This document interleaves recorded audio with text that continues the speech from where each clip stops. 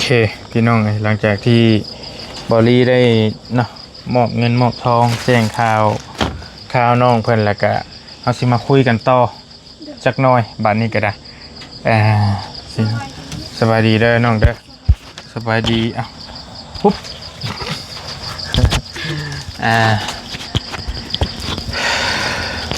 มาคุยกับน้องป๊อปตื่มก่อนมันก็เด้อไอ้สิเริ่มถามเจ้าแบบใดก็มันก็ถามเรื่องที่ก็ได้ปะพอมีเงินซื้อที่ดินแล้วก็สิถามเรื่องที่ดินต่อกี่นี่แหละพี่น้องโดยสรุปแล้วหันที่เจ้าคุยกันว่าสิได้ซื้ออยู่สายดินนั่นแหละก็บ่ฮู้คือการฮอดมือซื้อหันจึงเว้าแบบยังบ่ฮู้จักสิเอาบ่ได้แน่ว่าสิเอาบ่นี้เลยเอาบ่เฮาอยู่นี่โอเคแล้วอ้ายเห็นเบิ่งกันเด้อและอ้ายเห็นทางบ่บุญบ่ไผพากันไปเบิ่งว่าที่แปลงไม้อยู่ไสเบาเสียงก็มาเบาบุญโอเค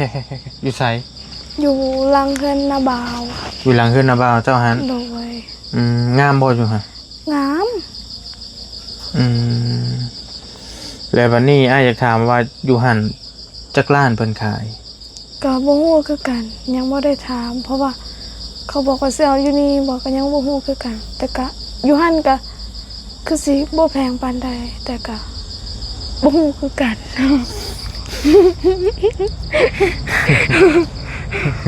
แต่ก็บ่ฮู้คือกันโอเคแหละเจ้าส่วนโตเจ้าเด้อบ่ต้องเกรงใจเด้อโดยระหว่างอยู่นี่กับอยู่หั่นเจ้ามักมองใดคักกว่าแต่ว่าก็แบบคักอยู่มองหั่นหลายกว่าหั่นหลายกว่าโดยแต่ก็อยากให้ทางอันนั้นแม่เฒ่าหั่นแบบเฮาก็อยู่นี่แบบต้นแล้วเด้แบบก็อยากให้มีแม่เฒ่าหั่นมีน้ำแน่ถึงสิบ่ได้มีหลายก็มีน้อยเพราะว่าเฮาก็อยากให้เพิ่นถึงสิบ่มีหยังหลายก็พอให้เพิ่นดีอกดีใจแน่ข้อยก็บ่ฮู้เว้าแน่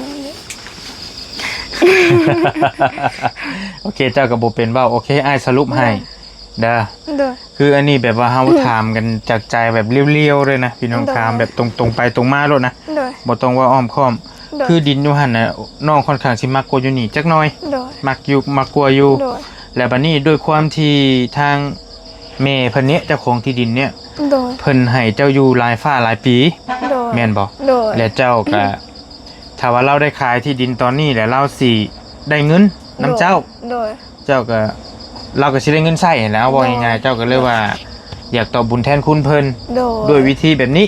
แม่นบ่ไอ้ว่าถูกบ่ถูกแล้วอยากให้เราได้เงินหั่นน่ะแล้วไอ้ถามต่อไปอีกถ้าสมมุติเจ้าบ่ซื้อเจ้าย้ายไปอยู่หั่นเราขายคนใหม่ได้บ่ดินตัวนี้ก็ได้นี่ก็เฮาก็ให้เราขายคนใหม่เราก็ได้เงินคือกันแม่นบ่หั่นนะคันสิเว้าไปแบบนั้นนะแต่ว่าโอเคแหละด้วยความที่เจ้าแบบว่าอยากให้เรามีสิเว้าแบบใดบ่ลีกับอยากให้อยากตอบแทนหั่นน่ะแต่ด้วยความที่เฮาก็บ่มีทรัพย์สินเงินทองแม่นบ่สิตอบแทนก็จักสิตอบแทนแบบใดเงินทองลำพังสิหาเลี้ยงครอบครัวนี่ก็บ่ได้แล้วบัดนี้พอดีบังเอิญว่าทีมงานชุมอ้ายมาแล้วก็ถือได้โอกาสนี้แต่ถามว่ามันเป็นการตอบแทนเนาะบ่กันยังส่วนตัวอ้ายว่ายังเพราะว่าเราขายดินแล้วเด้เราได้เงินนี่แม่นบ่เราขายดินแล้วบ่แม่นว่าเฮาให้บ่แม่นเฮาให้แล้วเนาะแม่นแล้วว่ะถ้าเจ้าเอาเงินเจ้าให้เราหลอนๆแล้วแม่นนะบัดนี้แหละอ้ายความคิดอ้ายว่า ถ้าสมมุติเจ้านึกเห็นบุญคุณเราหั่นน่ะสมมุติเจ้าได้ดินอยู่หั่น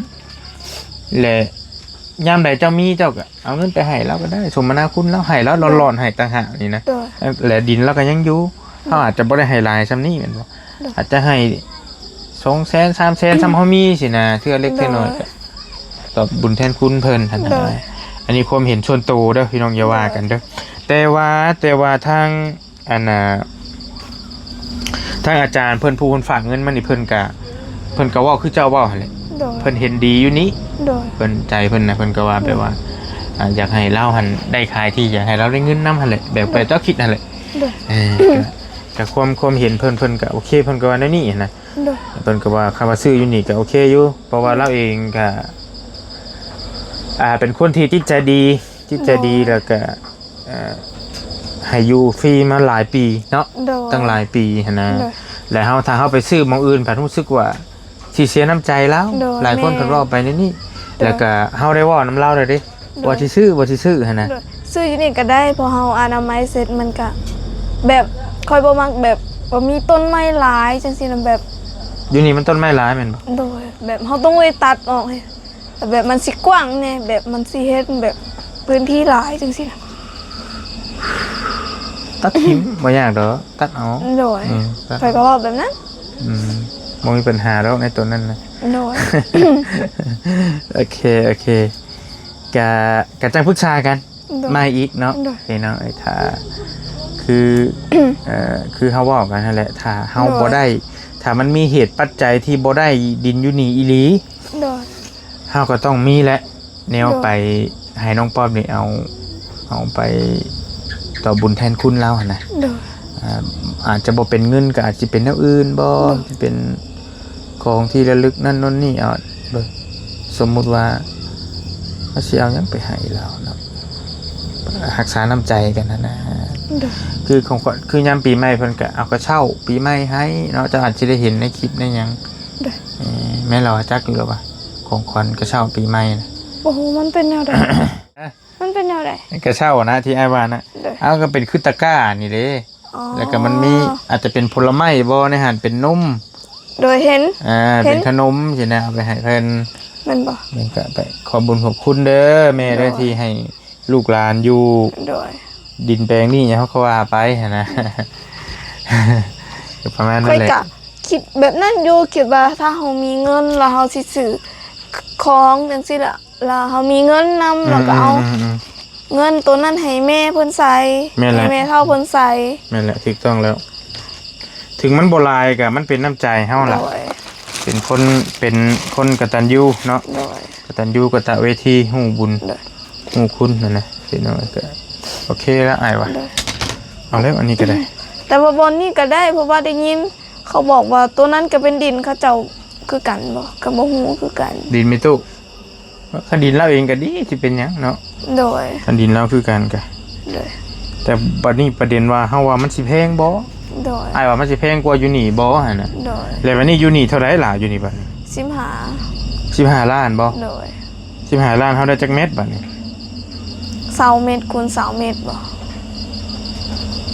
เมตรคูณ20 เมตรโดยก็โอเคคันได้ซำโดยฝนตกบ่นะพกแพกอยู่บ่นะว่าเป็นเว้ยบ่นะเพิ่นว่าโอเคแล้ววันนี้ มีเงินอยู่น้ำ3คนตกอยู่21ล้าน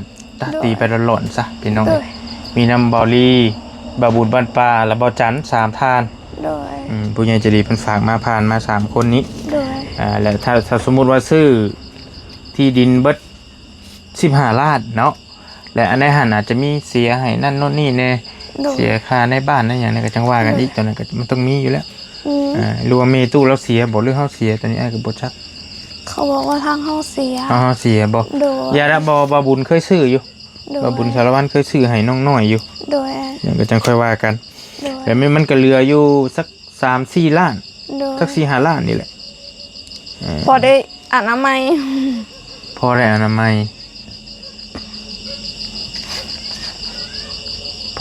ยแบบใดแต่ว่าอธิบายมา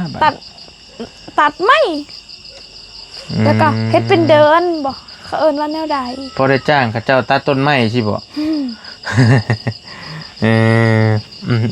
ก็จังค่อยว่ากันตอนนั้นบ่มีปัญหาดอกโดยได้ดินโดยแล้วก็โอ้มันว่าเนี่ยแต่ก่อนชุบอ้ายซอยมานั่นได้ดินแหละขั้นตอนต่อมาคือเจาะน้ำโดยนั่นคือเจาะน้ำโอ้เจาะน้ำนี่ก็ดีแต่ว่าเฮาบ่มีไฟเลยแบบโยมเอาเป็นแบบใดอ๋อน้ำแบบหั่นนะมันบอกน้ำมาดานมือหยวกเอาไหมก็บ บ่เจาะเป็นน้ำใดเลยเอาก็บ่มีไฟ ตัวบ่มีไฟ แม่ เออ แต่ก็น้ำพันก็ได้แต่มันก็สิออกน้อยบางมื้อก็ออกเพราะว่าเฮาได้ต่อหลายเฮือนเด้ เออ ตัวเองว่าบ่มีไฟมันคือบ่เจ้าหน้ามันนะเพิ่นว่าอ๋อได้แต่โอเค มีไฟก่อนสา และพังไอ้สิว่าก่อน โดย และถ้าสมมุติว่าได้ดินแล้วเจาะน้ำปกติที่อ้ายซอยมาหั่นนะเจาะน้ำแต่ว่าโดยทั่วไปเด้ทางลุ่มพุทธทางบ้านอ้ายพุ่น โดย แต่ว่าเจาะน้ำอยู่บ้านเจ้านี่อ้ายเบิ่งมันค่อนข้างสิยากเติบ บ่ยากนะ เพลงบ่ บ่แพง เท่าไหร่ ได้ละประมาณ7ล้านบ่หรือว่า8ล้าน ใส่ใดเลยบ่ ได้ ก็เพราะก็ธรรมดาคันซ้ำนะอีหลี และบ้านทั้งบ้านอ้ายมัน3-4 ล้าน4 ล้านนึงนี่แต่ว่าโยมเอาได้แหละ อ๋ออันนี้บ่ได้ มือโยม เพ เอา ราะว่าทางหน้าบ่าวเฮาเฮ็ดเด้เพราะว่าหาก็6ล้าน แต่ว่าปีกายนี่ โอ้นาบ่าวจะเป็นคนเฮ็ด โดยแต่ว่าเดี๋ยวนี้หันก็บ่ฮู้ว่ามันขึ้นราคาเท่าใดแล้ว บ่ฮู้ว่า7 ล้าน8 ล้านก็บ่จักเนาะ โดย 6 ล้านนี่ก็ประมาณเท่าไหร่ดีบาท9,000 6 ล้านนี่ประมาณ8-9,000 บาท 9,000ประมาณนี้แต่ว่าทางบ้านอ้ายเนี่ยมันก็6 ล้านคือกันคือเจ้าว่าหั่นน่ะใส่ได้แล้ววะ โดย โอเค ใส่ได้ โอเคแสดงว่าดินอยู่บ้านเจ้ามันบ่สูงปานใดบ่ซั่นนี่ล่ะ ก็บ่ฮู้คือกัน นี่เขาเจาะแล้วเด้ เจาะเรียบร้อยแล้ว เพราะว่าอ้ายไปบางที่มันดินอยู่ภูแม่นบ่ โดย ต้องใส่เครื่องใหญ่ อันนี้ก็ใหญ่คือกัน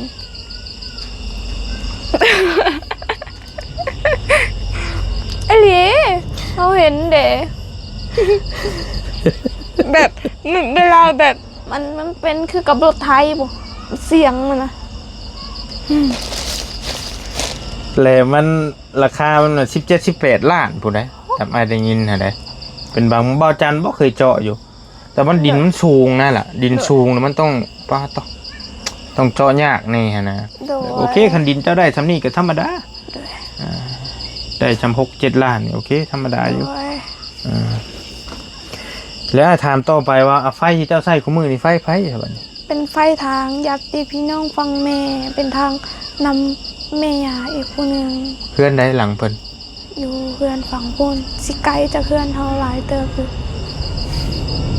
ต่อได้นี่ ฮะ จ่ายไฟได้อยู่ โดยต่อมาจากมัน แต่เป็นหยังบัดนี้เจ้าว่าเจ้าน้ำเจ้าจังว่าบ่มีไฟ เพราะว่ายานไฟนี้มันอ่อน แต่ก็พอได้อยู่ คันสมมุติว่าเฮาเจาะน้ำแล้วต่อใดเนี่ยเพิ่นสิให้บ่หรือว่านะหรือว่าบ่ได้ ก็บ่จักคือกันบ่คือสิหายดอก และความหมายว่าเจ้าย่านไฟมันบ่พอย่านไฟมันบ่แฮง โดย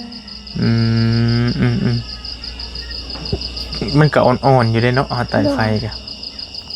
บางมื้ออ่อนแฮงแบบเฮาสิตายไฟจังซี่ก็บ่ได้ ไก่บ่เจ้าต่อมานี่ ไกลแล้วมีหลายเฮือนเด้บ่แม่น 2-3 โอ้หลายเฮือนต่อน้ำเพิ่น โดยหลายเฮือน บ่ได้แล้ว ต่อ สักคันแบบ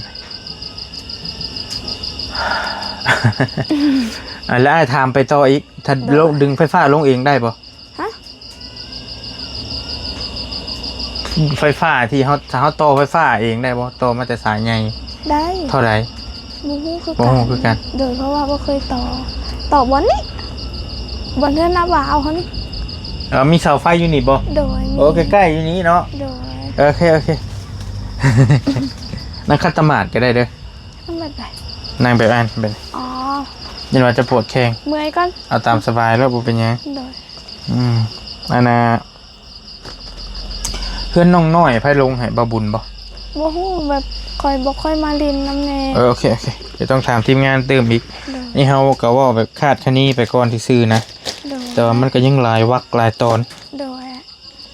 ต้องซื้อที่ดินซื้อหยังหลายอย่างอยู่ โดย แล้วยังอีกยาวไกลอยู่เขตน้องป๊อบนี่ โดย อ้ายมาเห็นเพื่อนกินอยู่โอ้อันท่วงกับเจ้ามื้อน่ะเพิ่นสิแล้วเลยเนาะ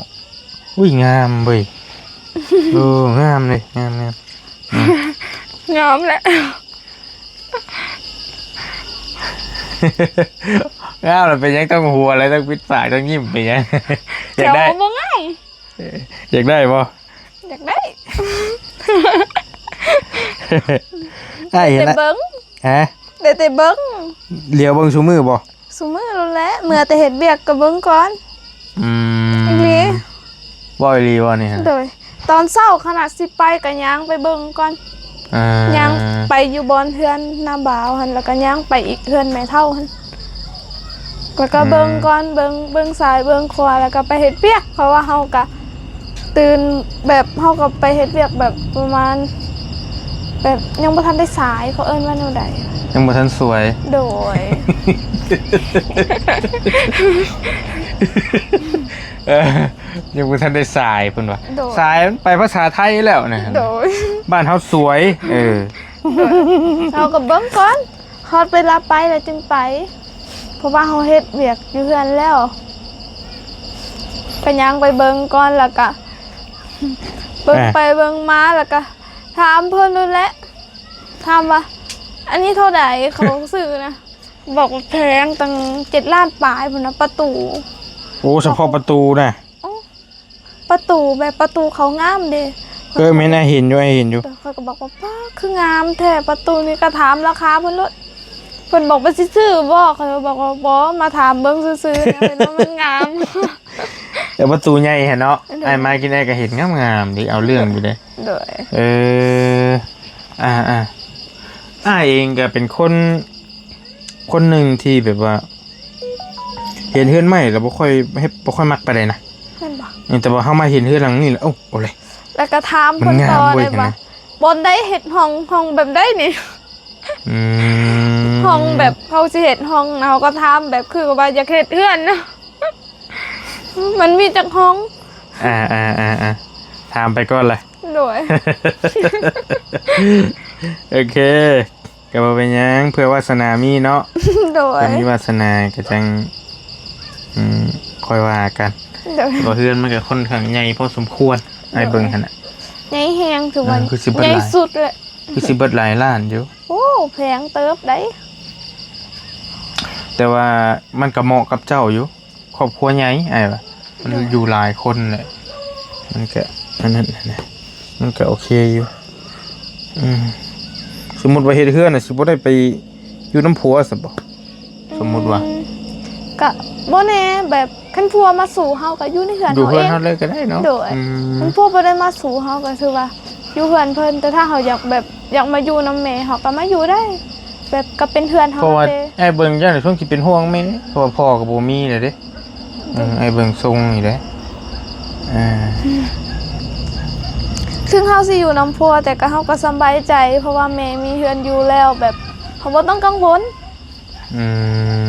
คันเวลาเฮาทุกข์หรือว่าแบบอยู่นำพัวแล้วแบบเฮาทุกข์จังซี่เฮาก็เมื่ออยู่นำแม่เฮาได้ มันเป็นแนวผูกตึงใจอย่างหนึงได้แบบ มีเฮือนงามเลยนะบ่อยากไปแล้วทางอื่น แม่ อีหลีไอ้ว่าอีหลีมันบ่อยากไปได้ บ่อยากไปเลยอยากนอนอยู่เฮือนตัวเองนำแบบ แม่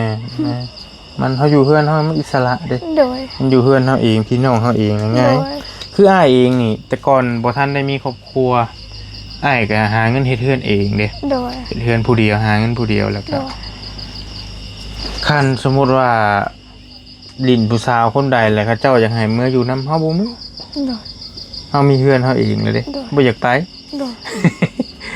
เจ้ามาอยู่เฮือนข่อยเลยจะเอาจังอยู่ร่วมกันสินะมันยกตัวอย่างประมาณนั้นสิน้อยแต่ว่าคือบังเอิญเบาลี่ได้เมียซุมื้อนี้กับเพิ่นก็บ่ได้มีเฮือนพอดีแล้วก็เพิ่นก็เว้าง่ายนะทางญาติพี่น้องเพิ่นก็เว้าง่ายแล้วก็แต่มาอยู่ร่วมกันอยู่เฮือนพี่แยกต่างออกต่างหากมันก็ค่อนข้างสิอิสระอยู่เองเด้อยากตื่นยามใดก็ตื่นอยากนอนยามใดก็นอน แม่นบ่มีไฟจม อ่า ถึงว่าแม่เฮาสิจมก็คือว่า อย่าละเมเฮาเอง อย่าแหละเฮาคือกับบ่ได้ยินไอ้ลีเด้อ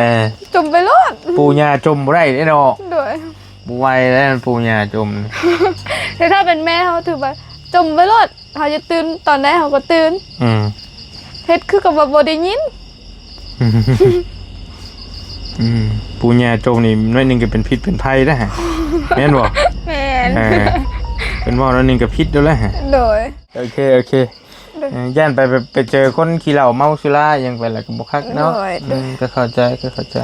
น้องเว้าถึงแม่แม่นบ่เพราะว่าแม่นี่บ่ทันอยากเอาผัวย่านพ่อคนบ่ดีซั่นแหละว่าง่ายๆกันเอ้ายันเขาบ่แพงลูกเขาว่า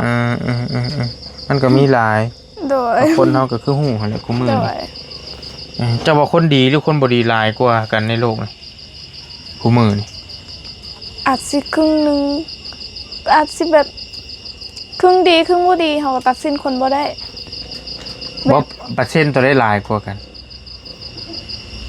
คนบ่ดีสิหลายกว่าบ่คนดีสิมีน้อยจังว่านี่แหละจึงถามเจ้าโดยค่อยคิดว่าแบบนี้เด้เพราะคนส่วนหลายหั่นแบบก็คือว่าหั่นแบบคนดีมันสิมีน้อยส่วนหลายก็ถือว่าสิบ่ดีๆหลายก็ถึงสิบ่ได้ชั่วหลายก็กลางๆแต่ว่าคนดีสุดสิมีน้อยเพราะว่าในโลกคราวนี้บ่มีไผที่ว่าดีสุดมันบ่ค่อยได้มี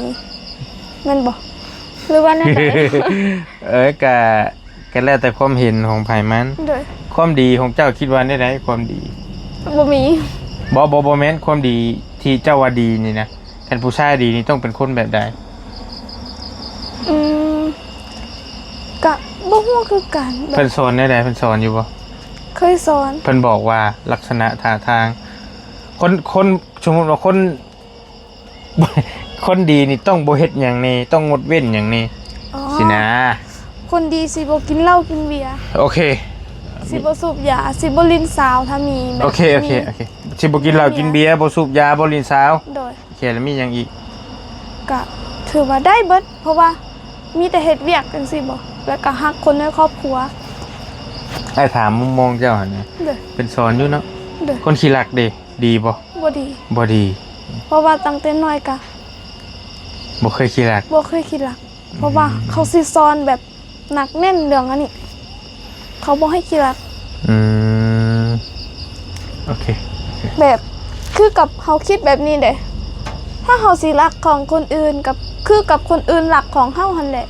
ถ้าเป็นของเฮาเองเฮาสิแพงแม่นบ่ถ้าเขารักไปมือใดมือนึงคนอื่นค่อยบ่ฮู้แต่ถ้าเป็นค่อยนี่จบแล้วแหละจมจนคันเข้าได้ยินจนบ่อยากแบบจนบ่อยาก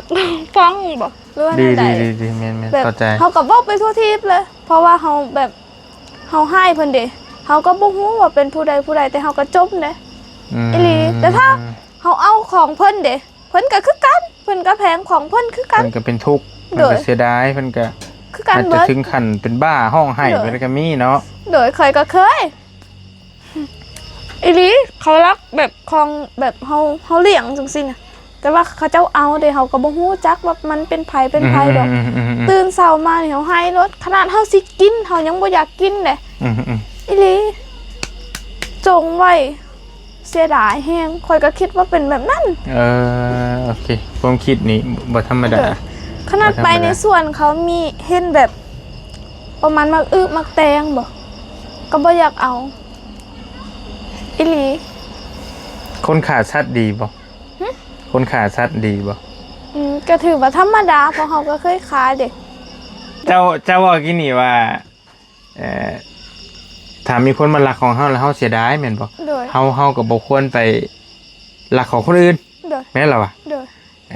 เฮาก็ยานว่าคนอื่นก็สิเสียดายคือกับของเฮาแม่นถูกต้องและแต่ถ้าสมมุติเฮาขาชัดเด้เฮาขาชัดเลยสมมุติเฮาขาไก่ซะข่อยบ่ไก่มันย่านตายบ่เจ้าว่ะย่านนี่แต่ไก่มันมาขาเฮาดิสิได้ไดอันนี้มันแยกกันได้บ่นี่แม่นบ่เฮาก็ย่านตายแม่นบ่โดยโอเคไอ้บ่ซำนี้แหละบ่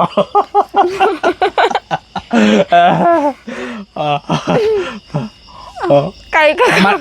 มันบ่สมมุติว่านะมันก็ฮักชีวิตมันแม่นบ่โดยคือกันเบิดเฮาก็ฮักชีวิตเฮาโดยเพราะฉะนั้นเราอย่าขาดสัตว์เด้อข่อยย่านอยู่แล้วข่อยบ่มักขาดแต่ว่าทั้งน้ำบ่าวข่อยคันมีเป็ดไก่จังซี่ให้เพิ่นขาเพราะว่าบ่แม่นอันนี้ก็เฮาเว้ากันนะคือทั้งอ้ายเองก็โอ้ยบ่นับบ่ถ้วนแล้วเรื่องฆ่าสัตว์นั่นน่ะขี้รักก็หลาย อ้ายนี้ไอ้ว่าอีหลีแม่นบ่ ความบ่ดีแค่แต่ว่าเกือบทุกอย่างแล้วเฮ็ดมาเบิดละ ก็โตอ้ายเองเด้อ้ายบ่เห็นแล้วไผสิเห็น ก็เข้าใจแต่ว่าเฮาเคยเฮ็ดมาแล้วเฮารู้สึกว่ามันบ่ดีแล้วเฮาก็ยะแต่คุมื้อนี้ก็บางเรื่องก็ยังเฮ็ดอยู่ ตลกเลยเพราะอ้ายเองนะป้อต้องยอมรับว่าไปอยู่ไทยก็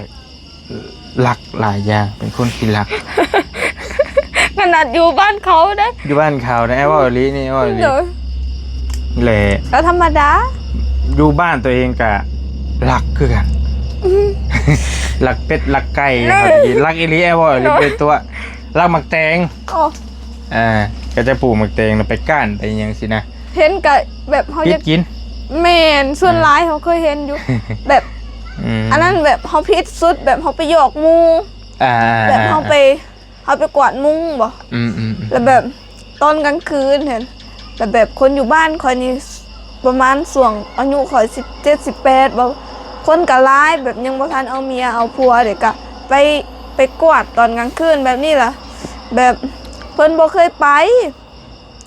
ที่นี่คอยเคยไปเห็นคอยก็เลยบอกว่าใครอยากกินเอาโรเดอร์สลีคอยหัน จะเคยปลูกเชอรี่ป่ะ บ่ได้ปลูกของเขา เอิ้นใช่ ฮะ ไพ่บอกก็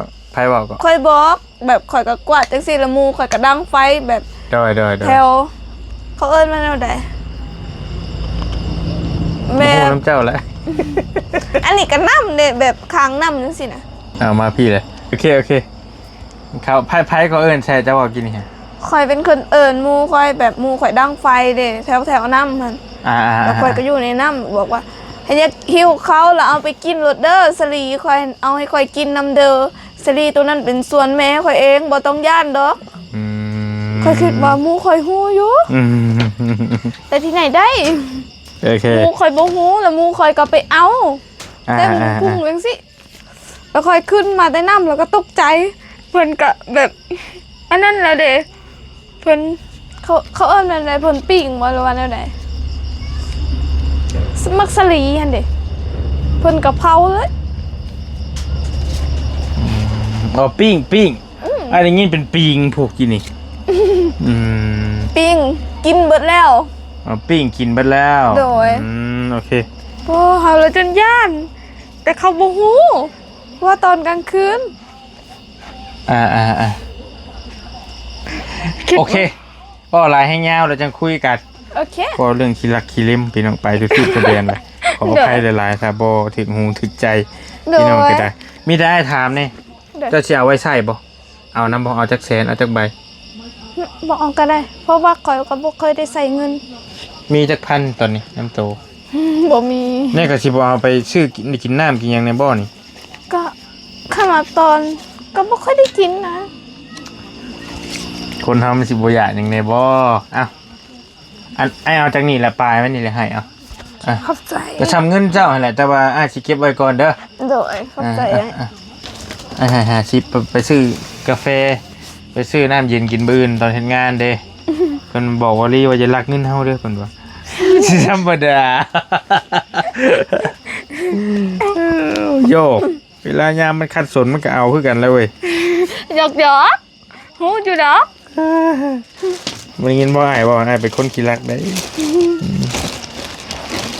ไอ้สิเก็บไว้นี่แหละไว้ซื้อที่ดินให้เจ้าเด้อโอ้ยขอบใจจังค่อยว่ากันเอาแน่ๆแล้วจังว่ากันได้น้องเด้ออยู่ดีมีแฮงโชคมานเพิ่นบอกว่าสิให้บอก YouTube อันน่ะเดี๋ยวอยู่ในพี่โอเคอีกแบบนึงอีกบัตรนึงจังว่ากันอยู่ดีมีแฮงฝนสิมาแหละไปน้องเพิ่นอยากฝากช่องให้โอเคบ๊ายบายสบายดีบ๊ายบายสบายดีเด้อเดี๋ยวน้องเพิ่นฝากช่องให้ก่อน